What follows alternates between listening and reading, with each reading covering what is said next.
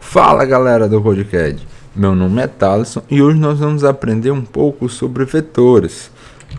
Vamos aprender qual a estrutura de um vetor, como é que eu declaro ele, como é que eu acesso alguma posição desse vetor. Depois vamos ver como eu posso inicializar um vetor. Depois, como utilizar laços de repetição para acessar de forma automática e eficiente uma certa área do vetor. E utilizar os conhecimentos que nós vimos na aula para resolver algum exercício. Vamos lá?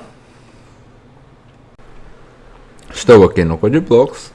Vamos criar o nosso arquivo. Vou criar com o nome CodeCAD 10.cpp. Incluir nossa biblioteca IOStream. Agora usem namespace std e nossa função principal, nossa main. Vamos lá, vamos entender o que é um vetor. Um vetor você pode enxergá-lo como um conjunto de variáveis, um conjunto ordenado de variáveis de um mesmo tipo. Como assim? Por exemplo, eu posso falar aqui int v. Sim, é assim que eu declaro um vetor. Como é que eu posso enxergar isso aqui, cara? Eu posso enxergar como um conjunto de 5 elementos, onde cada elemento é do tipo inteiro. E eu posso acessar cada elemento utilizando esse nome ver aqui. Como assim? Isso aqui é como se fosse um vetor v de 5 posições. Que é a posição 0, posição 1, posição 2, posição 3 e posição 4. Eu acesso a posição 0 utilizando 0 entre colchetes. 1, eu acesso sim. 2, 3 e 4. Algo muito interessante para você perceber é o seguinte, que quando eu declaro um vetor de 5 posições, ou seja, para armazenar 5 elementos, a primeira posição é indicada como posição 0 e a última posição é indicada como posição 4, ou seja, um vetor de tamanho n, a última posição será n-1. Como é que eu posso alterar esses valores de cada posição? Vamos ver agora. Vamos lá.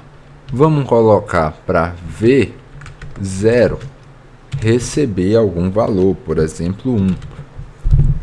Para acessar uma posição, eu faço da seguinte forma: escrevo o nome do meu vetor e entre os colchetes qual a posição que eu quero acessar e trato isso aqui como uma variável, ou seja, isso aqui é como se eu tivesse declarado 5 variáveis e tivesse a variável V0, a variável V1, a V2, a V3 e a V4. Quando eu faço isso aqui, eu estou falando o quê? Para essa posição ter o valor de 1. Agora vamos dar valores para as demais posições. Para 1, para 2, para 3 e para 4. Vamos colocar 1, 3, 4, 2 e 0. Vamos fazer esse pequeno exemplo aqui. O que é que eu estou falando? Estou falando para a posição 1 do meu vetor V receber 3, ou seja, isso aqui vai ser valor 3.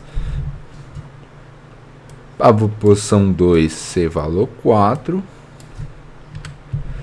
A posição 3 ser valor 2, fica com valor 2. E o 4 recebe o valor 0. Tudo bem?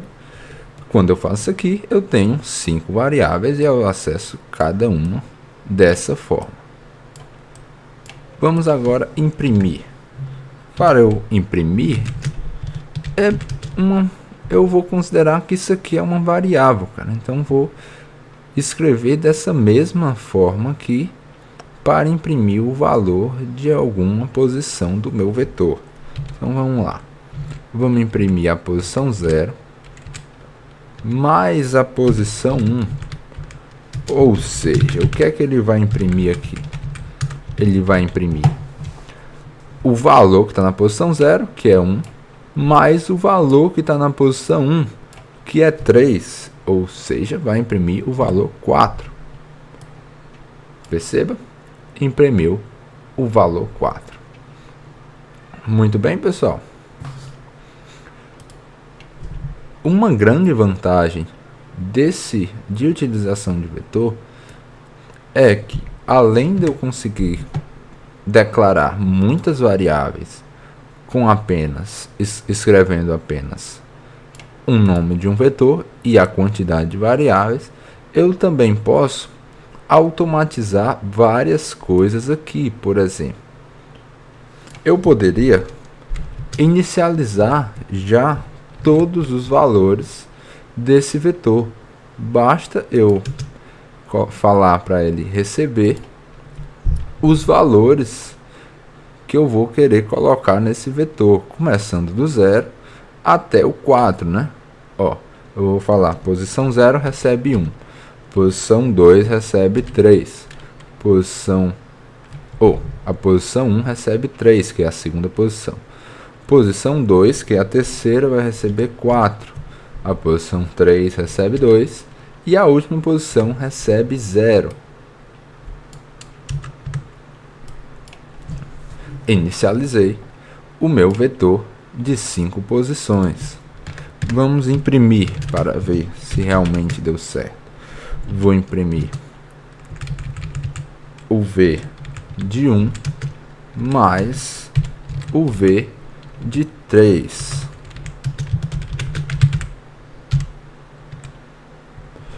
O que é que aconteceu? Imprimiu o valor 5. Por quê?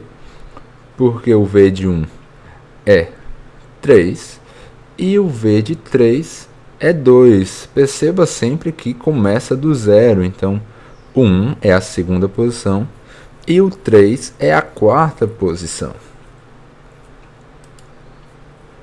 Outra coisa que podemos automatizar nesse vetor, utilizando o vetor, é o acesso às posições desse vetor de forma automática. Ou seja, em vez de eu ter que ler variáveis e acessar variáveis uma por uma, eu posso utilizar laço de repetição para acessar certas posições desse vetor. Por exemplo, vamos fazer o seguinte exemplo.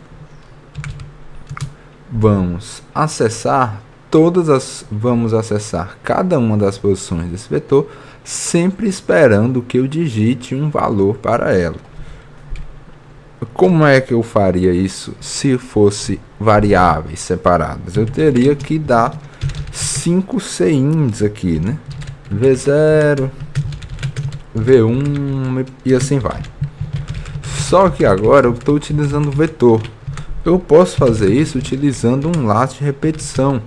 Posso falar para i começar com 0, enquanto i for menor do que 5, e vai aumentar o valor em 1 para cada laço, para cada interação, e cada interação eu vou ler um valor de vi.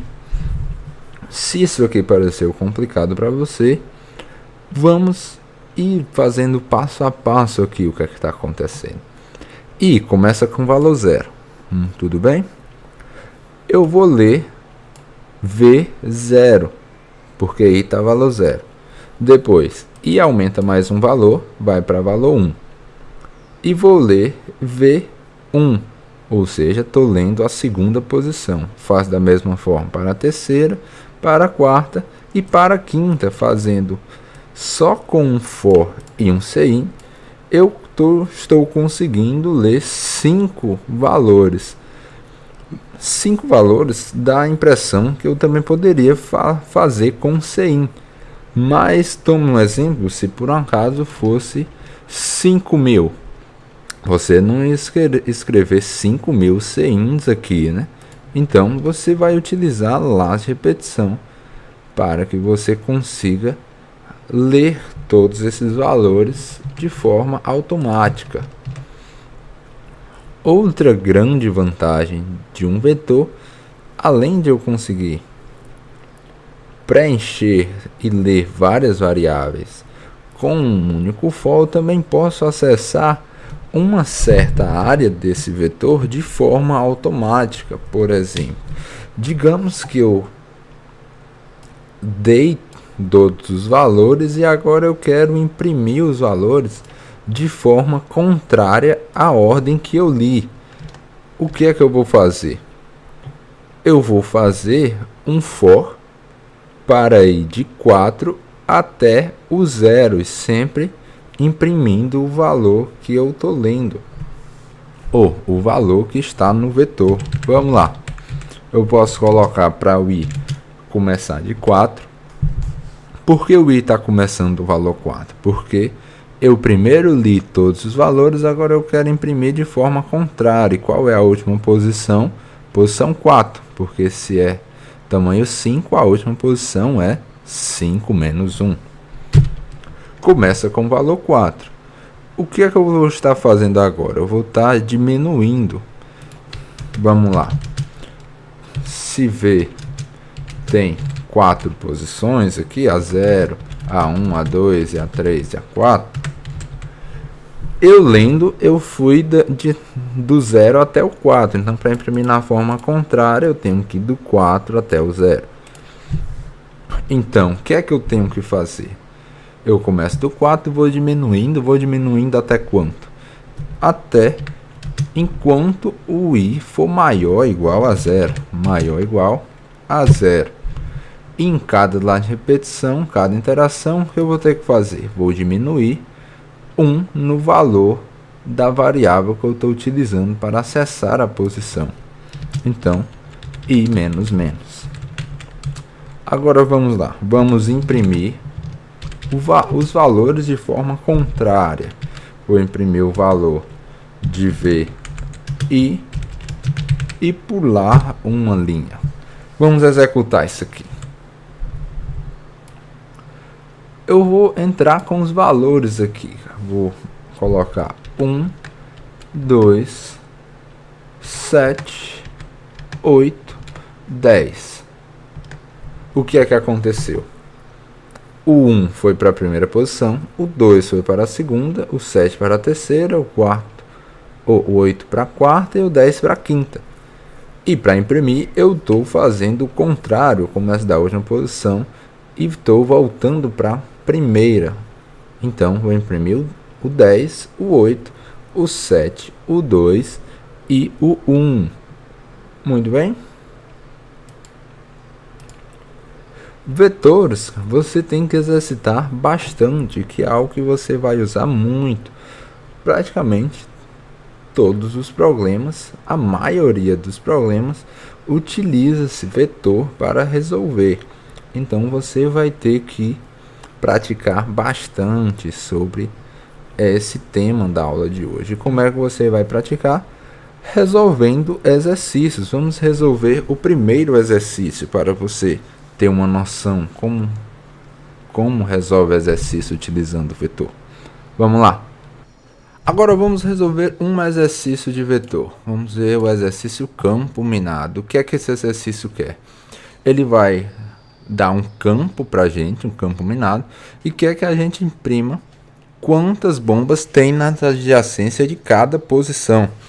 Por exemplo, para esse campo aqui, ó, aqui tem uma bomba adjacente, aqui tem duas bombas, ele mesmo é a posterior, aqui também tem duas bombas, aqui tem duas bombas e aqui só tem uma bomba, que é ela mesma. Tá aqui o resultado. E tá aqui a minha entrada. Então vamos lá. Primeiro ele vai dar o tamanho do campo e depois os elementos. Vamos armazenar isso em um vetor primeiro. Vamos lá. Primeiro, o inteiro n. E agora eu tenho que colocar o meu vetor campo. Mas agora, qual é o tamanho do campo? Eu tenho que colocar um tamanho, né, para poder declarar um vetor. Quando você está trabalhando com um vetor, o tamanho que você vai colocar aqui depende da restrição do problema. Vamos dar uma olhada aqui. Ele está falando ó, que vai colocar n, vai ser só valores de 1 até 50. Então, o que é que você faz? Você vai declarar um vetor que caiba o máximo de elementos que ele pode colocar, que é 50. Ou seja, você tem que colocar um número pelo menos 50 ou maior na restrição no tamanho do meu vetor, para que para qualquer valor de n, de 1 até 50, seu vetor seja suficientemente grande para guardar todas as informações. Então, vamos lá. Vamos colocar 55, um número maior que 50. A entrada é composta por um número n e n valores, né? Então, vamos ler o número n e depois ler os n valores, né? O i, enquanto i for menor que n, i mais, e ler os valores do campo, né? Aqui eu estou variando o i de 0 até n-1. Para cada valor de i, eu coloco uma informação aqui no meu vetor campo. Fazendo isso, eu li toda a minha entrada. Agora vamos fazer o seguinte. Agora vamos imprimir aqui a resposta. Primeiro vamos ver qual a estratégia que nós vamos usar. Essa questão tem milhares de formas de se resolver. Eu vou falar apenas uma das formas aqui. A forma que eu vou usar é a seguinte. Para cada posição do meu vetor, eu vou contar quantas bombas tem na posição anterior, mais a posição que ele está, mais a posição posterior. Ou seja, é só para cada posição eu somar 3 posições e imprimir aqui o valor da soma. Tudo bem? Só que aqui você tem que ter um detalhe, você tem que ver um detalhe. Por quê? Porque se você fizer dessa forma aqui, ó, você declarar um int para ser a quantidade, começando com 0, depois quantidade, vai receber quantidade mais a posição do campo i, né? O que eu estou fazendo errado, deveria fazer outro for aqui. Depois de ler, eu faço um for aqui, né? Percorrendo de novo todos os valores. Pronto. Agora vamos lá. Já li os valores. Se eu fizer isso aqui, ó, quantidade recebe 0, depois quantidade mais igual campo i, depois quantidade mais igual ao campo mais 1, depois quantidade mais igual campo menos 1 e imprimir a quantidade, cout quantidade. Quando eu faço isso aqui, eu estou errando para alguns casos, né? O que está acontecendo aqui? Para cada posição i, eu estou fazendo uma variável quantidade, começar com 0, somar a própria posição, campo i, somar a posição posterior e a anterior. Só que eu tenho que tomar muito cuidado com os limites aqui, cara. Por quê? Porque a posição 0 não tem campo anterior, né? Porque o 0 é a primeira posição. Então, se eu fizer isso aqui, vai dar um erro de acesso à memória, porque eu vou estar acessando uma posição que, na verdade, não existe. Então, o que é que eu vou ter que fazer? Eu só vou somar o campo anterior se o i for maior do que 0. Se o i for maior do que 0, eu posso somar a posição anterior. E eu só vou somar a posição posterior se o i for menor do que n-1, né? Porque quando eu estou na posição n-1, eu não voltei à posição posterior, porque n-1 é a última posição que vai ter algum campo lá, né? Então, se o i é menor do que n-1, ou seja, se eu não estou na última posição, some com a posterior. Tudo bem? Agora vamos fazer o seguinte, vamos testar esse código. Vamos testar com esse primeiro caso de teste aqui. Vamos lá. Colar. E deu exatamente igual, né? 1, 2, 2, 2, 1 na minha saída. Agora vamos testar com o segundo caso de teste. Lembrando que sempre é bom você testar com todos os casos de teste antes de você submeter sua questão. Vamos testar. 1, 2, 3, 2, 1. Qual era o caso de teste qual era a resposta que era esperado? 1, 2, 3, 2, 1. Então, vamos submeter nossa questão. Para submeter, basta enviar a solução e copiar seu código aqui e colar seu código aqui. Vamos enviar. Enviou. Está sendo julgado o nosso código. E foi aceito. Nosso código foi aceito. Pois é, pessoal, por hoje temos essa explicação do for. Espero que tenham gostado bastante da aula.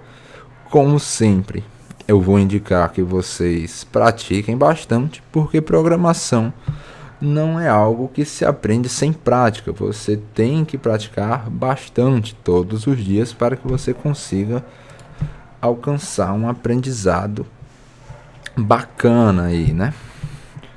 É isso, pessoal. Muito obrigado e até a próxima.